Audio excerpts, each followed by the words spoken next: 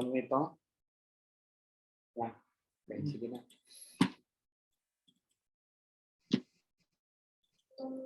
Sabihin nyo, pag hindi nyo marinig, ha? Armageddon. In our collective perception, it is one of the strongest and probably the most dramatic symbol of the end of the world. But for me, Armageddon is not an abstract concept. It is my reality. I literally live on the edge of Armageddon. This is my house. And this is Armageddon.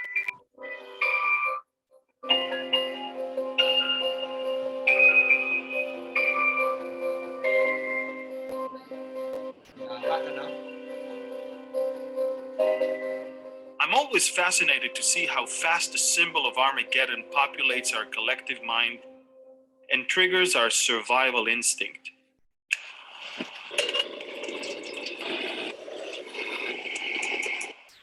The term Armageddon is a scary term, and if you want to describe something catastrophic, something that might extinct humanity, something that might bring an end to the world as we know, that's the term you're using.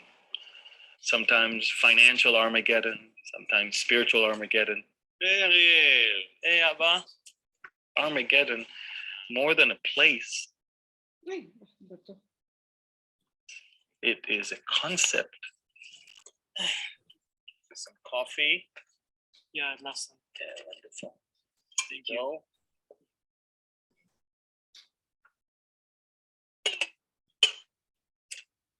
There you go. So Ariel, tell me something. After all your very extensive training as a combat soldier in the Israeli army, and all that you have in your mind, what do you think the most important skill should be for the soldiers that will come to Armageddon? Well, it depends. I mean, what is Armageddon? How do you define it? Ariel is right. Just like the wise proverb says, where there is no vision, the people perish.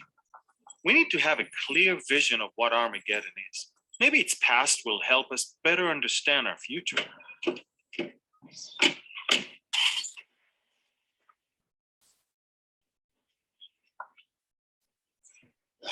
We just entered into the vicinity of the Valley of Armageddon, Jezreel Valley. All the way from the left to the right, this beautiful flat area, roughly 150 square miles. This whole valley has mountains around it, but also little passes that allow access from nearly all directions. And that is, by the way, why this valley was so desired throughout the course of the years.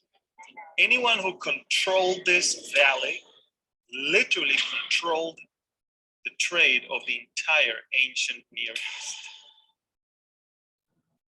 And that is exactly why almost every ancient city that we found here had at least 15 layers of settlement. 15 different times it was destroyed and built and destroyed and rebuilt, simply because as long as the roads were important, there was a necessity for the city to exist. I would say that we all, or at least those of us who are concerned about the future, in one way or another, are seeking to discover God. Each one of us chooses his own path, whether it's science or philosophy, self-discovery, religion or faith. We all are looking for the answer to one simple truth. How can we survive and ensure our existence? And it is not a rhetorical question. For many generations, the concept of Armageddon was the basis and motivating factor for many scientific discoveries, which included academic, social, and theological research. Countless hours of work have been invested in the attempt to understand how to adapt to the times of tribulation.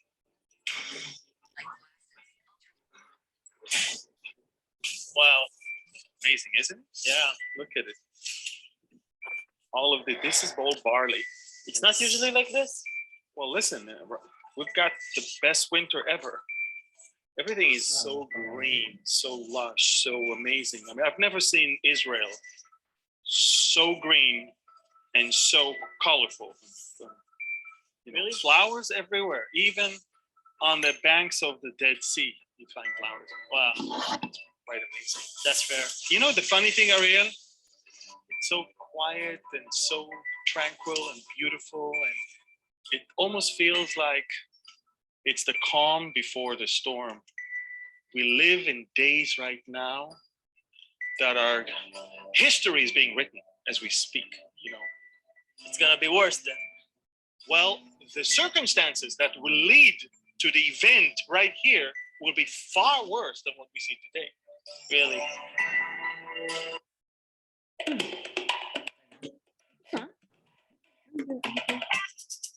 Starting a business is exciting.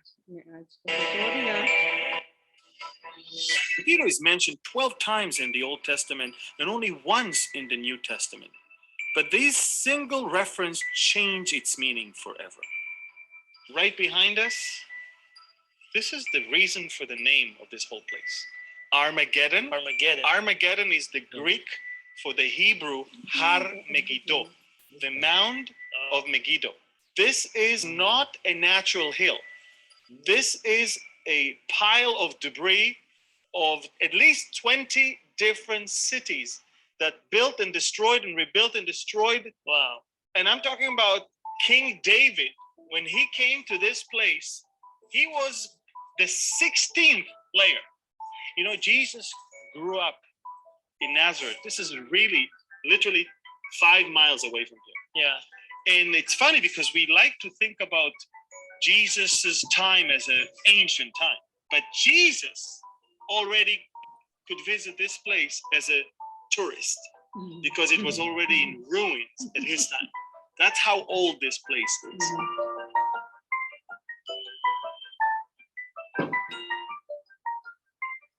Napoleon was here in 1799. And he looked down and he said, this is the most perfect place to gather armies from all over the world. Look at how vast this valley is. I don't think there's a valley elsewhere around the world that experienced so many battles, especially after the book of Revelation was written. Every king and every ruler wished to be the hero who won the greatest battle at the end of the world. And I have a problem with that because it is not entirely correct. I'm going to take you all the way to the book of Revelation, which is the only book where the word Armageddon appears. In the book of Revelation, where in chapter 16, and they gathered them together to the place called in Hebrew Armageddon. This is the perception of people. This is what they're afraid of. This is what they make movies on and then write books on, and they think this is the end of the world. But in reality, this is just the gathering place, not more than that. If you will fly up above and look at Israel as a full body, what would be the most important and the most essential part of it? Jerusalem. Yes.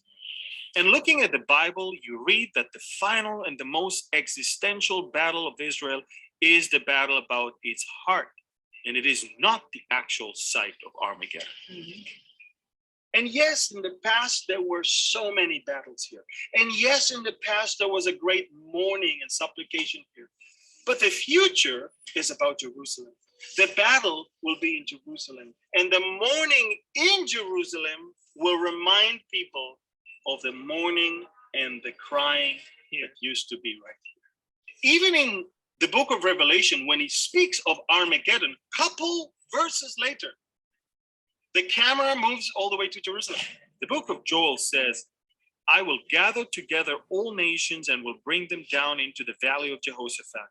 And then I will enter into judgment with them there. Let the nations be aroused and come up to the valley of Jehoshaphat, for there I will sit to judge all the nations on every side. The valley of Jehoshaphat is today's Kidron Valley. And the meaning of Jehoshaphat is God will judge. Definitely a place of judgment.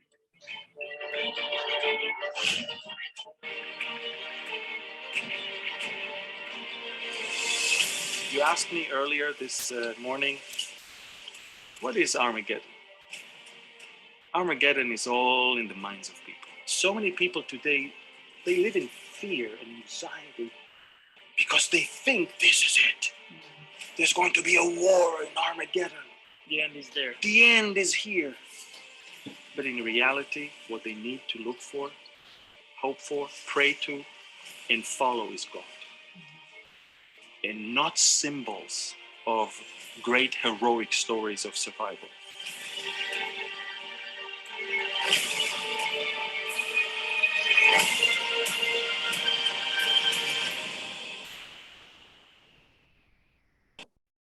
I love my children very much.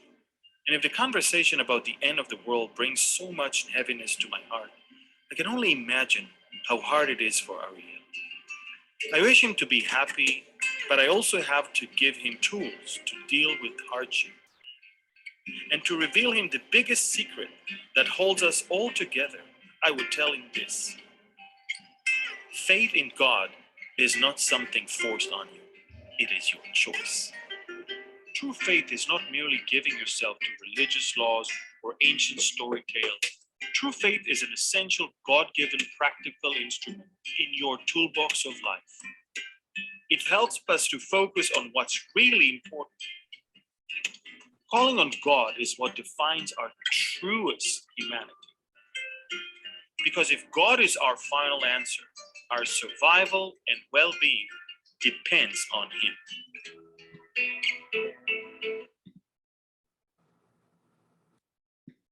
Okay. Okay, ano yung natutunan nyo dyan? Ganda, no? At least we nakita natin yung view what is Armageddon. Ganong kalawak, di ba? Sobrang lawak pala niya. Kaya it's really a place na gathering of the nations na yung nalulusob actually sa Jerusalem. Hindi dun ang gera. Hindi sa Battle of Armageddon. Hindi dun sa Armageddon. It is, di ba, meeting of the armies. Doon lang magagather. Pero the battle is in Jerusalem. Di ba? Pag-aaralan natin ng diba? So, let's go again to Revelation 17. Okay. In verse, sino pa dumating?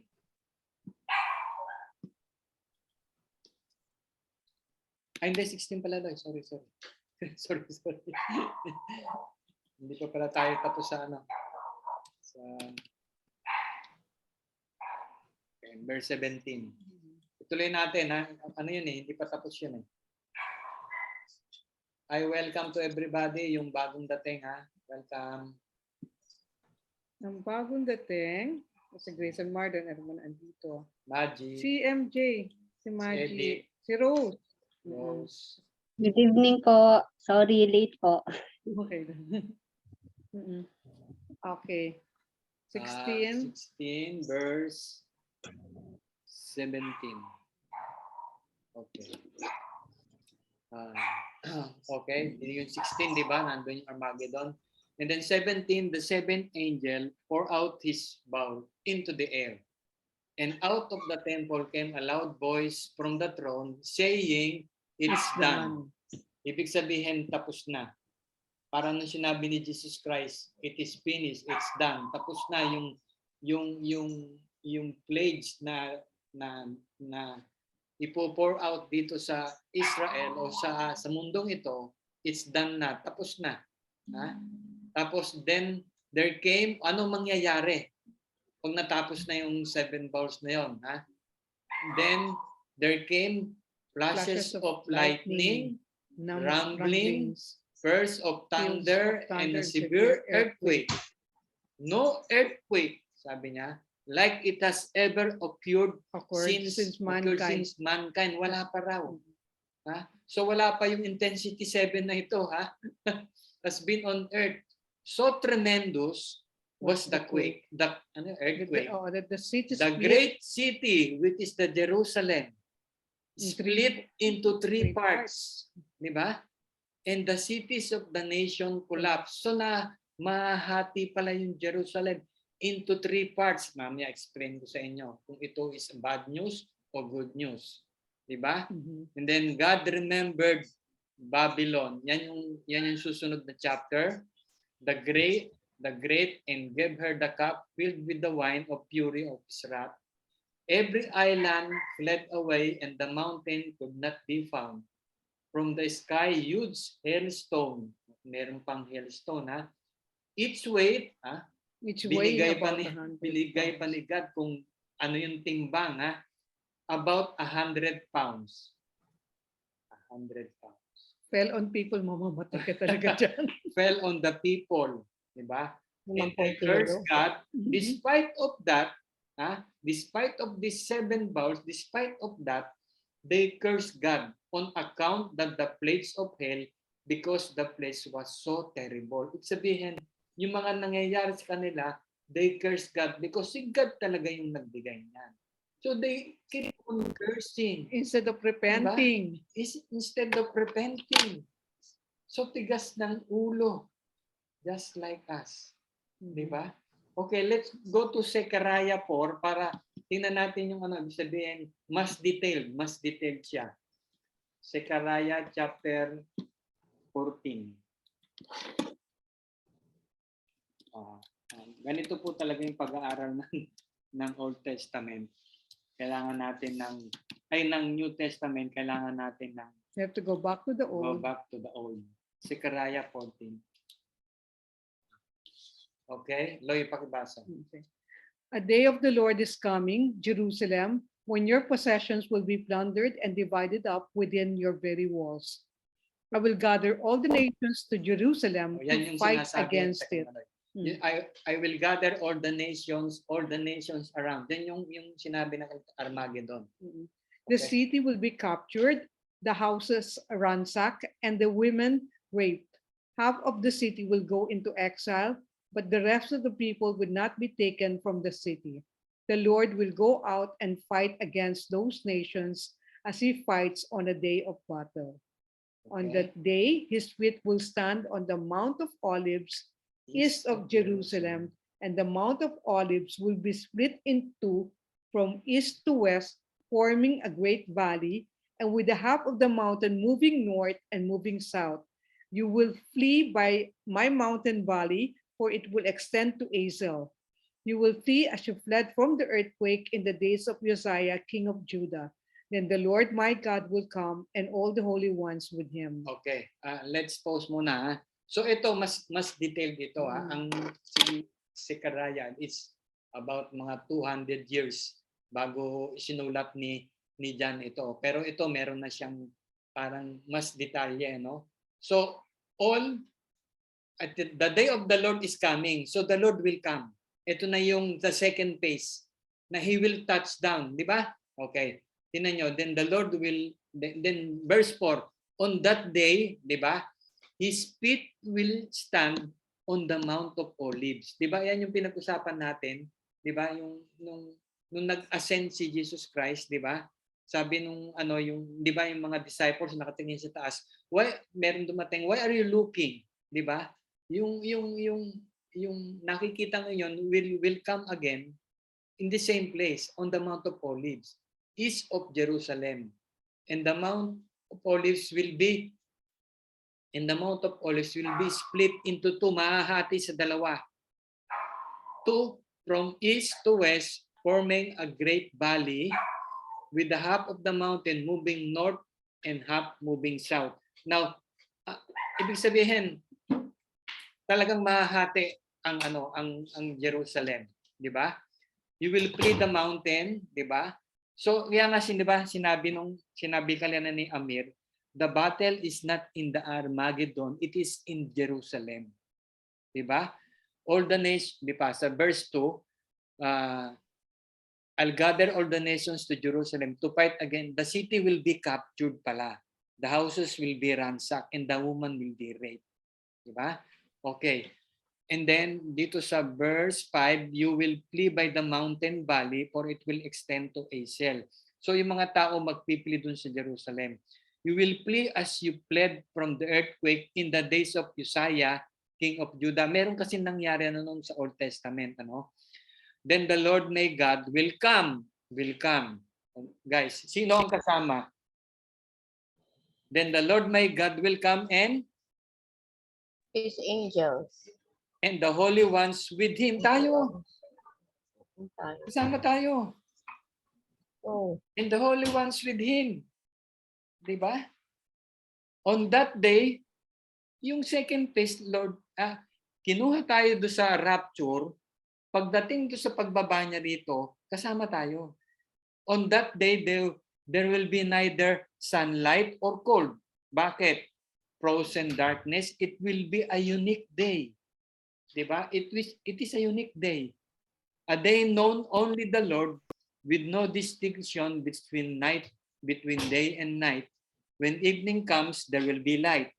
Okay? On that day, living water will flow out from Jerusalem. Half of it is to the Dead Sea, and half of it west to the Mediterranean in summer and winter. The Lord will be king over the whole earth. On that day, there will be one Lord and His name and the only name. Ito yung papunta na tayo sa millennium. Yung earthquake talaga, although it will split, it will really, ibig sabihin, it will go, mababago yung topographic ng earth, pero it will be a preparation for the millennium. Guys, it is a preparations for the millennium.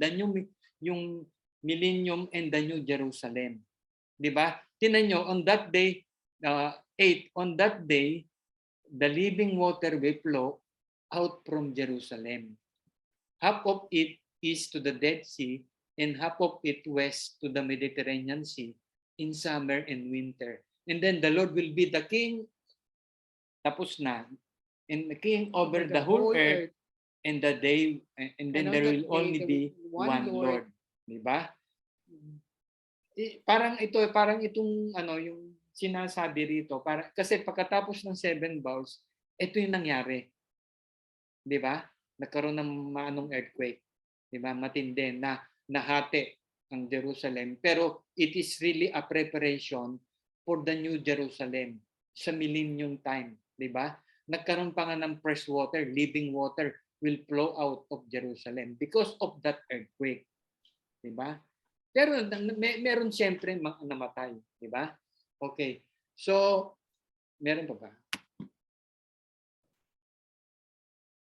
Okay. Ano na to? Ano ba? The Lord will king over the whole earth. Hindi. Okay na to. Let's go back to Revelation 8.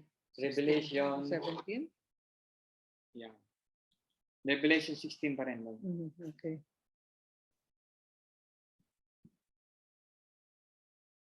Okay. Then, at the end, there was a terrible hailstorm and hailstone weighing as much as 7. And they cursed God because of the terrifying plagues of God. Okay, 17 na pala tayo. Okay. So ang mga tao ay they really cursed God up to the end. Ibig sabihin, guys, yung natirang mga tao doon is really God gave up on them. Wala na. Ibig sabihin, they gave up talaga.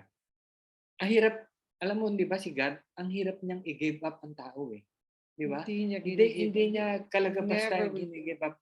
Tayo rin ganun, guys. Dapat tayo No rin matter ganun. how ibig sabihin, our attitude, di ba? Yung attitude natin, meron tayo talagang hindi magandang attitude. Lahat tayo. But He will never give up. That is grace ng ating Panginoon, di ba? He will never give up. Pwede, ikaw nga, yung sarili mo, pwede mong ikaw mag-give up ka na eh. Ayoko na. Ayoko na, di ba? What's happening? Di ba? Pero si God hindi. Di ba? Si God hindi. He will not give up on us. Pero itong mga tao dito sa Revelation, he gave up. Wala na siya magagawa. Di ba? That's the end. Sabi niya, it's done. Tapos na. Tapos na yung wrath of God. Now, itong 17, chapter 17, chapter 18, parang isang narrative ito eh. This is about Babylon. Ha? Parang ito, although yung chapter 16 parang tapos na, ito parang binaktrack si ni John kung ano yung what's happening, di ba? Yung sa Babylon. Kasi meron pa tayong dapat i-tackle dito about Babylon. Eh, no? Now, chapter 17, baka dito lang muna tayo magtapos para baka hindi ko matapos yung chapter 18. Di ba? Dito, pag binasa nyo, sino nakabasa nito? Edith, nabasa mo ba? The whole? 17? 17?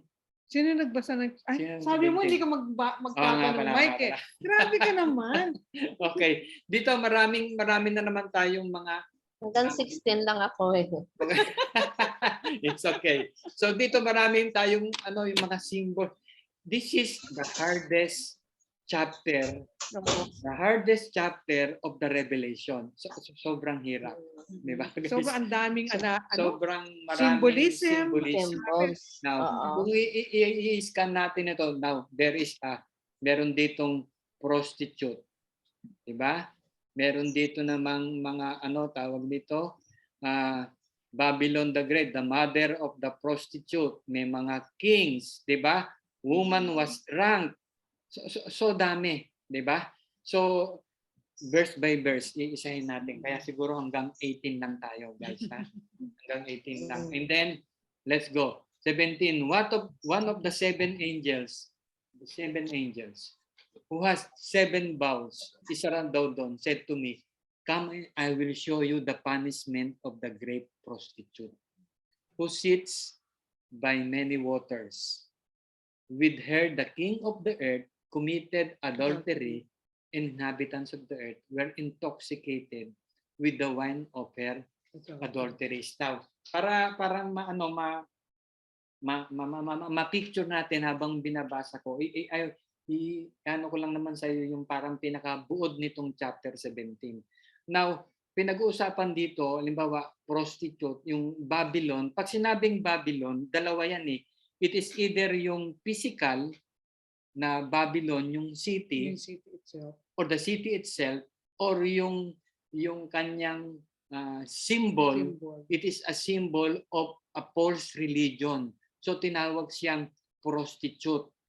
It is a false religion full of idolatry. Saan nanggaling yon? Alam ko na-explain ko na yan last time eh. Kung saan nanggaling yung Babylon eh. Hindi ba sa Genesis chapter 11, yung after the flood, di ba? After the flood, di ba? Yung tatlong anak ni Noah, inano sila na sabi ni God, you populate the whole earth.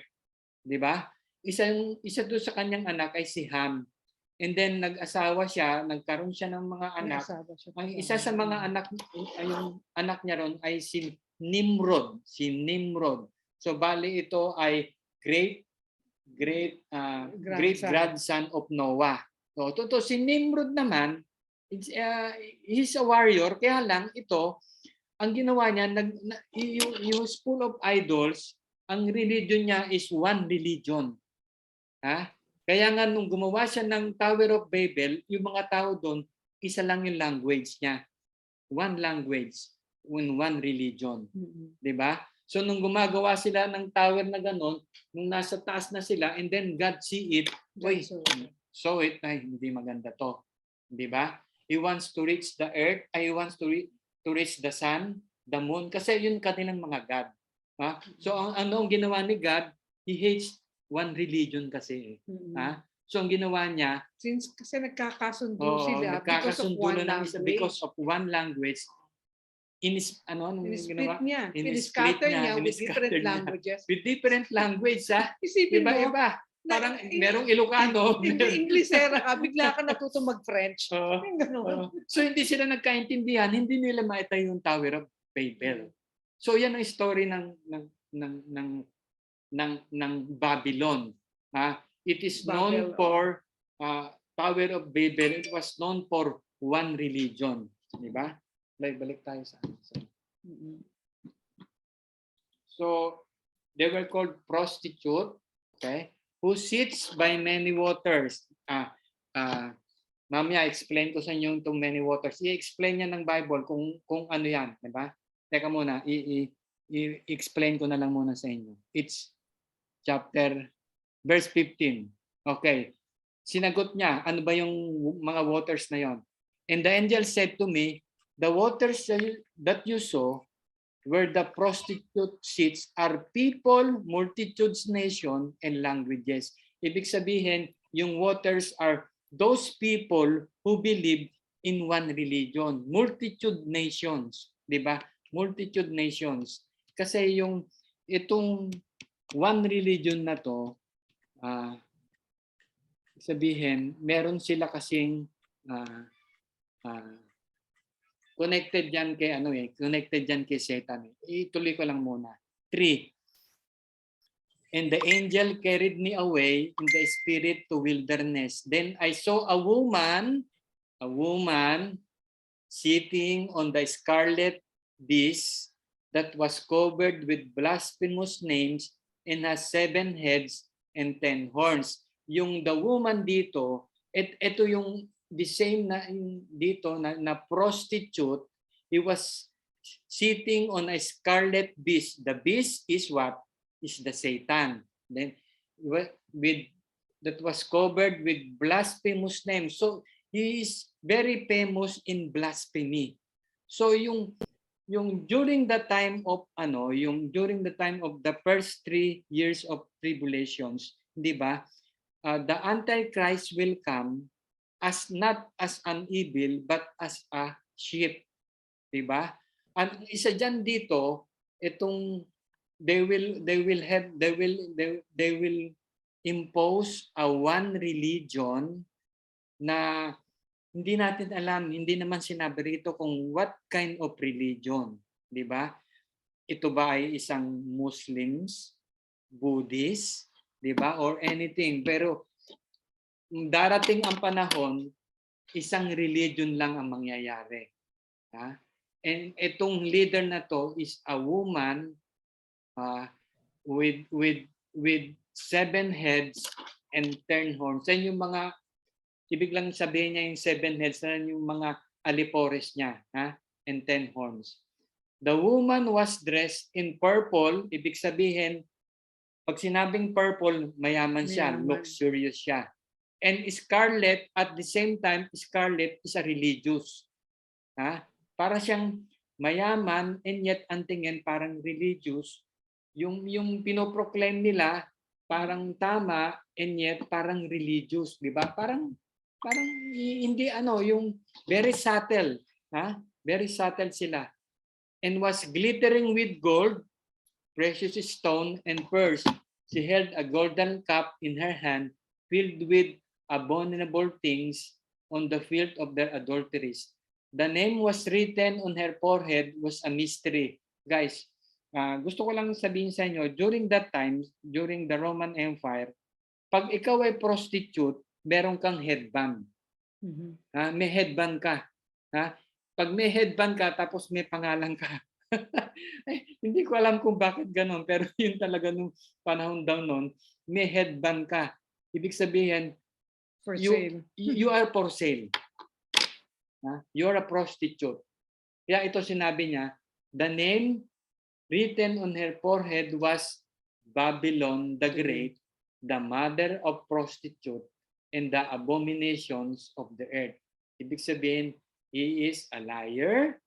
He is he was a false religion, di ba? He is the mother of the false religion. Then, number 6, I saw the woman was drunk with the blood of God's holy people, the blood of those who bore testimony to Jesus. Ito yung pina-persecute niya during that time, 7 years of tribulation. When I saw her, sabi ni John, when I saw her, I greatly astonished. Then the angel said to me, why are you astonished or amazed? I will explain to you the mystery of that woman and the beast she rides, which has 7 heads and 10 horns. The beast which you saw was, ano yun? So, was, it is past tense, now is not, and yet will come up of the abyss and go to his destruction. That is the devil. Ano? Bear with me, medyo mahirap talaga ito. The inhabitants of the earth whose name has not been written in the book of life. Guys, ito na naman.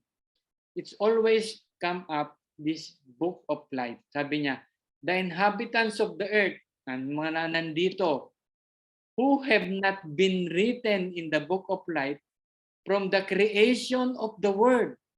Ha? Guys, the book of life, yung palang this book of life, yung mga nakasulat pala doon from the creation of the world since noong pa. 'Di ba? Since nung panahon pa ni Eva at ni Adan. 'Di ba? Meron na palang nakasulat. Will be astonished when they see the beast because it was once, now it is not, and yet it will come. Hirap intindihin, di ba? Ang hirap intindihin, di ba? This calls for a mind. Kaya nga, this calls for a mind with wisdom. The 7 heads are 7 hills on which woman sits. There are also 7 kings. Okay? 5 have fallen. 1 is the other. It's not yet come. 1 is, and the other has not yet come. But when he does come, he must remain for a little while. The beast who was once, was, and is now is not, is the 8th king. He belonged to the 7 and is going to his destruction. Sakit sa ulo. Ang sakit sa ulo nito. Okay. I will simplify this, di ba? So, yung the 7 beasts, yung let's go to the 5, the 7 heads are 7 hills, di ba? Of which the woman sits, di ba? Yung 7 heads na yon, sabi ng mga Bible scholars, are the 7 empire na nangyari dun sa Old Testament, di ba? Tingnan nyo, they are also merong 7 kings. 5 has fallen, ibig sabihin, tapos na. 1 is, during the time of John, Rome yun, di ba? Yung 5 has fallen, napag-aralan na natin to guys. Ito yung sino yung unang empire nung kilala natin dito sa Bible. Hindi ba Egypt? Okay. Number 1 is Egypt. And then number 2 is Assyria. Dapat 5 yan ha. Dapat yan 5. Assyria. Yung Assyria yan yung kumonquer sa northern Israel. Okay. And then Babylon. Kilala natin yan. Sino Nebuchadnezzar? Sino yung umano sa Babylon? Medyo Persia. Diba? Mga Persia. Tapos ang susunod ay Greece. Sino? Sino yung Greece? Si Alexander the Great. So, 5 have fallen. Tapos na yan. Ibig sabihin, yung 5 has fallen. 1 is. Sabi ni John, 1 is. Ito yung ngayon, yung Rome. And the other has not yet come. Yung pampito, hindi pa. That is the Antichrist. So the 7 heads are 7 hills on which the woman sits. So ibig sabihin, itong the woman who has a false religion will influence the 7 heads. Di ba? Kaya nga yung Egypt, yung Egypt, Assyria, Babylon, all of those conquered Jerusalem. Di ba? Kinonquered lahat nila yan eh. 1 is, itong Rome, sila nga yung yung 70 AD ba? Inano nila yung temple eh. And the other has not yet come, which is the Antichrist. When he does come, he must remain for a little while. Parang sandali lang. The beast who was and now is not is the eighth king. Di ba? Guys, ano ibig sabihin nito? Di ba yung sa chapter 13 natin, okay, I will ano yun, di ba sa chapter 10 natin, pinakita doon yung the beast. Sino yung the beast doon? He was the the Antichrist, di ba? So paano siya naging famous? Hindi ba nagkaroon siya ng ng sakit? Hindi ba yung almost he died? And then nagkaroon ng miracle, parang na-resurrect siya. Ibig sabihin nito, the beast who was once, almost he died, and now is not. Di ba? Nabuhay muli. Nabuhay muli. Di ba? Yung the beast who was, parang yun yung ika-7, now he is not, nabuhay muli, na-resurrect, he is the eighth king. He belonged to the 7, is going to destruction. Di ba? The 10 horns you saw are the 10 kings who have not yet received a kingdom, but who for 1 hour will receive authority as king along with the beast. Di ba? So the 10 horns, yun yung mga yun yung mga galamay, yun yung mga galamay nung tawag nito nung the woman or the harlot. Okay. I will explain uli right from the very beginning. Alam ko magaling, very confusing, 'di ba? Very confusing talaga 'to. Napakahirap. Okay. Chapter 17 is about the Babylon or the prostitute, the false religion, 'di ba? Ito sa simula, kaibigan niya si Antichrist. It's a different to kaibigan niya si Antichrist, 'di ba? Pero mamaya at the end i-betray siya ni Antichrist, no? So siya since the Old Testament, ang purpose niya talaga ay mawala talaga ang Jerusalem, mawala talaga yung Messiah. Yun talaga ang purpose niya. Kaya yung 5 kings who have fallen, sila yung Egypt, yung mga ganon, hindi sila hindi sila nagtagumpay, di ba? And then maski yung Rome, hindi sila talaga nagtagumpay, hindi nila napatay si Jesus Christ, di ba? Although gusto nilang patayin. And then the other has to come, yun yung the Antichrist. Okay. Punta tayo sa verse 13. They have one purpose and will give their powers, authority to the beast. Okay. Yung the harlot, it will give power, authority to the beast, which is what? The Satan. They will wage war against the Lamb, Jesus Christ, but the Lamb will triumph over them because he is Lord of the Lord and the King of the kings, and with him will be his called, the chosen and the faithful followers. 15. Then the angel said to me, the waters you saw where the prostitute sits are people, multitudes, nation, and languages. So maraming na talaga yung prostitute na to, yung one-word religion na tinatawag.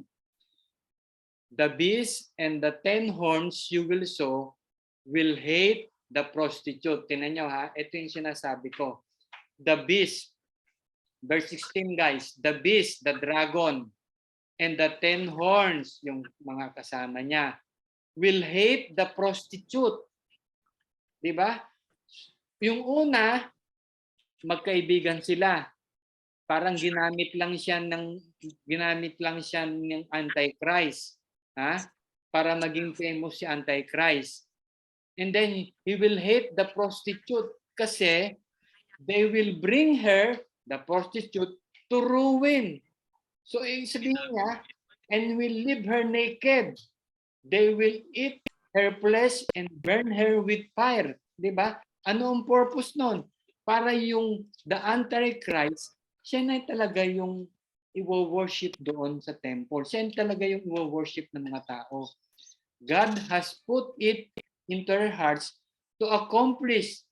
Tingnan niyo, God will put it into their heart to accomplish His purpose by agreeing to hand over to the beast their royal authority until God's words are fulfilled. The woman you saw in the great city that rules over the kings of the earth. The woman you saw in the great city is Jerusalem, who will rule over the king of the earth. Okay. Chapter 18. Next, ano na po yan?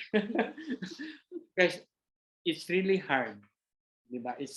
This chapter is really the pinakamahirap. Na? Even the Bible scholars, nagkaka-iba-iba. Lalo kung sa Seven Hills, actually yung Seven Hills is really the Rome. Ha? I-google nyo yun, the city of the Seven Hills is Rome. Siya yung Rome. Kaya lang, pagdating ng Rome, matatouch kasi doon yung Catholic. Parang mapupunta na, parang yun yung Catholic, yan yung parang the prostitute. Pero hindi naman talaga. It is the one world religion na ang nagsimula noon ay sa Babel, and then nagsimula noon ay yung ito yung Euphrates, yung si Nebuchadnezzar, di ba?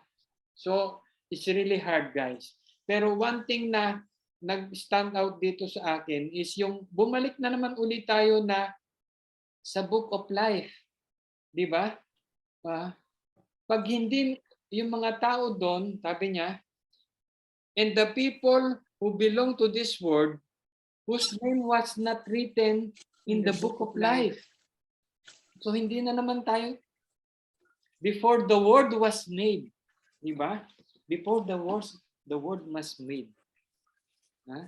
So, how will you know that your life, that your name is written in the Book of Life? Diba? Paano nyo nalaman yon? Diba? Paano tayo nakakasigurado? Kanina may pinag-uusapan kami habang wala kayo na yung parang nagtataka siya yung taong kausap niya na parang biglang merong pagbabago. Diba? Yung, guys, alam nyo, si God, it only takes a spark. Isang spark lang sa atin. Ha? Para natin siya, sabihin, para natin siya mabigyan ng pansin. It only takes a spark. Ano yan eh? It's a song. It's a song. Alam ni Rosette yan. It only takes a spark. Diba? Para ano, parang ma-touch ang tao. Diba? So, paano ba tayo talaga mararight yung name natin sa Book of Life? It's really parang sinabi mo, how sure are you that you will go to heaven? How sure are you that you are saved? Sa Acts 16:31 sinabi doon na may nagtanong, di ba? Parang sabi niya, how will you be saved? Di ba? Believe on the Lord Jesus Christ and thou shalt be saved. Believe on the Lord Jesus Christ and thou shalt be saved. Ano ibig sabihin yun? What do you mean by believe? Di ba? Lahat naman tayo believe. Pati nga si Satan sa James, he believed on Jesus Christ. Mas magaling pa nga siya and the Satans tremble. Takot tayo nga hindi takot eh. What do you mean by that believe? Di ba? What do you mean by that save? Alam mo ako noon, hindi ko nga malaman. Ba't ako masisave? Saan ako masisave? Ha? Sabi ko, bakit saan ako masisave? Ha? Kasi hindi ko alam yung original sin. Di ba? The original sin of Eva ni Adan. Ha? So we all sin. Ha? And the wages of sin is death. Doon pala ako masisave. I have to be saved. Di ba? From that original sin. By repenting of my sin. And then believe on the Lord.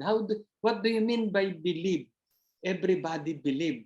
Magtanong ka sa kalsada, everybody believe. Naniniwala ka ba kay Jesus? everybody believe. So what do you mean by believe? Pag sinabi mong believe, di ba? Attend ka ng crusades, di ba? Uso dati nun, yung mga crusade, taas ang kamay, mga gano'n. Well, believe. Okay, believe. Naniniwala. Pero what is believe? Stand mo yun eh. Ano-anong believe? It is your stand. It is, Stand mo yun. Paniniwala. sabihin ng believe, mas nga sa, sa dictionary, it means you entrust. Naninindigan. You entrust. Yep. Ibig sabihin, if you believe, meron kang patutunguhan. There is something that you are looking forward. Hindi yung you believe tapos na. You believe in Jesus Christ and then you ibig sabihin, meron kang patutunguhan. Gagawin kang action. Ano yun? Paki-unmute. Ay, mute pala. So, ibig sabihin, if you believe, yung believe mong iyon, meron kang patutunguhan. It will not stop only on that belief. Magbabasa ka ng Bible. Maski hindi ka magbasa, magtatanong ka. Ako noon, nagtanong lang muna ako eh. Kasi hindi naman talaga ako nagbabasa ng Bible. Di ba? Sabi nga, it will only takes a spark sa tao. Di ba? So sabihin, yung ating, pag nag-share tayo ng gospel, hindi ibig sabihin, baliwala yon. You are planting, baka iba yung magdidilig. Di ba? You plant it. Hindi ibig sabihin, si Yangky. Si Yangky you share, then don't expect na siya ay sa kamay mo, don't expect na siya ay will go right away, di ba? Maybe it takes time, di ba? And then somebody will water. Ganun yun, somebody will water. Pero may naiplant ka na sa kanya kasi may nasabi ka, di ba? O may nakitang maganda yung sa testimony mo, di ba? So that is believe, may patutunguhan. May patutunguhan. It does not stop there. Believe on the Lord Jesus Christ. Everybody believe. Pag naniwala ka, you seek yung object of faith natin. Di ba? Who is the object of our faith? Si Jesus Christ. Then you do something. Di ba? When you say yung sinasabing Lord's Prayer and then that is really a spark. That is the start. Diba? That is the start. Diba? May share ka? Diba? So, how do we know that our name is written in the book of life? You believe on the Lord Jesus Christ. Yung kanyang ginawa. Diba? Yung kanyang ginawa dun sa krus ng Kalbaryo, inako niya lahat. Diba? Inako niya yung lahat ng ating kasalanan, yung past, present, at saka yung future. Di ba? Kaya kung haharap tayo sa Panginoon, si God the Father, hindi niya tayo titingnan sa atin yung si Jesus na nasa puso natin. Di ba? Gets nyo? Siya yung ano ba sa English yon, yung siya yung kapalit ng ating kasalanan. Kasi hindi natin kayang iligtas ang ating sarili. Or even by good works. Kasi sabi niya, kung good works at saka yung mga ibang religion na kapalit para sa ating kasalanan, sabi niya, so baliwala na lang. Galatians 2:21. So yung the cross of Jesus Christ, baliwala na yun. Di ba? Kung hindi kayo naniniwala doon sa cross, naniniwala kayo sa good works at mga rituals, and then baliwala yung cross. Baliwalain nyo na lang yon. Di ba? So we have to believe. He is yung ating taga Substitute? di ba? Is it Substitute, yeah. Thank you for that. Oo, galing. He was the substitute sa atin. Bakit yun ang ginawa? Kasi pinalano na kaagad ni God yun. Hindi ibig sabihin na nakita na niya, guys, atin niyo hindi niya ibig sabihin na nakita na niya na si Eva at si Adam ay magkakasala. No. That's not true. Although he is all-knowing, di ba? Hindi niya kinreate ang tao para magkasala, di ba? He created, bakit? Oh guys, tanong kayo, why did he created mankind? Bakit? Why did he created Eva and Eve? He wants what? To have fellowship. Fellowship and ano pa? He wants what? To worship Him. Worshiping, and then he wants what? He wants a family also. He wants a family. Diba? Kaya tinan nyo, guys, pwede naman yan nung nakasala si Adan, pwede niyang i-rewind eh. Huwag na lang. Diba? Oh, huwag na lang yan ang ituloy. And yet he loves. We have a family. Kaya natin yun. Diba? So he devised a plano na kasala, hindi niya give up. Diba? Sa Genesis pa lang sinabi niya na andun na yung plano niya kay Jesus Christ na dun sa cross. So guys, you have to believe na you will go to heaven. Even though now you are not a perfect person. Diba? Hanggang ngayon, 'di ba? 'Di ba, guys? 'Di ba? Meron akong question sa inyo dati. Pag inabot tayo ng pag inabot tayo ng rapture and then tapos nakikipag-away pala tayo sa nakikipag-away tayo sa tindera. Si Mark na ano dyan ha. Kala ni So Mark. inabot tayo. Guys, we will go into the raptures because hindi pa nga tayo perfect. Kaya lang ang problema niyan, pag inabot tayong ganun that we are sinning, meron tayong mahihiya tayo sa Kanya. There is just, ang tawag din sa English, you will be sorrow kasi inabot tayo ng ganun. I'll give you the verse. Nakalimutan ko lang. There is that verse, di ba? There is that verse. Kaya nga sabi niya, watch out, di ba? Para pagdating niya, we are, guys, hindi man tayo perfect, but we are there. So we are persevering. Ang mahirap, hindi na tayo nagpe-persevere. Di ba? We almost give up. Yung ugali natin, ang dami kong ugali pa na hindi pa na hindi ko pa nakokontrol. Actually. Yeah. That's the reality of a Christian. Di ba? So, bakit ko sinasabi ito?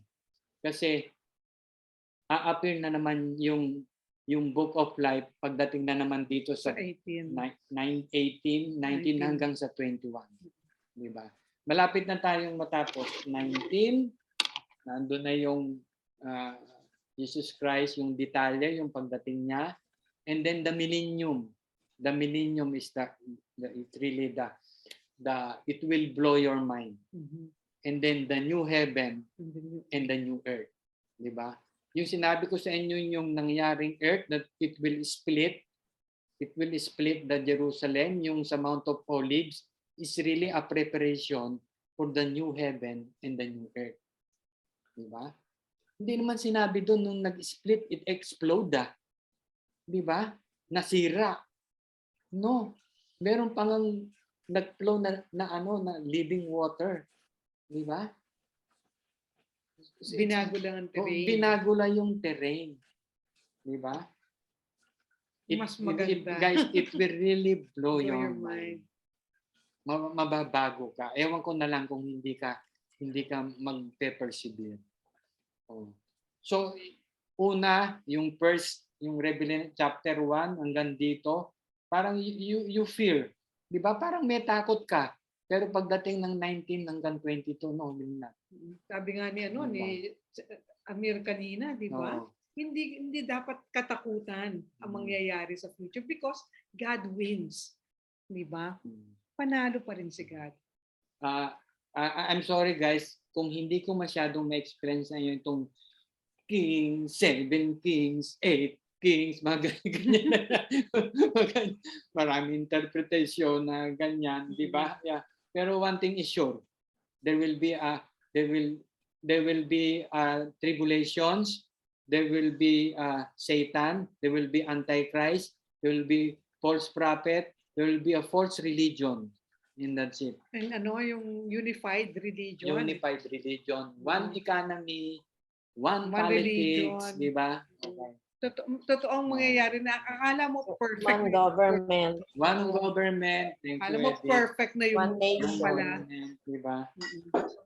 So ngayon, and that's it. Ay, nakalimutan ko.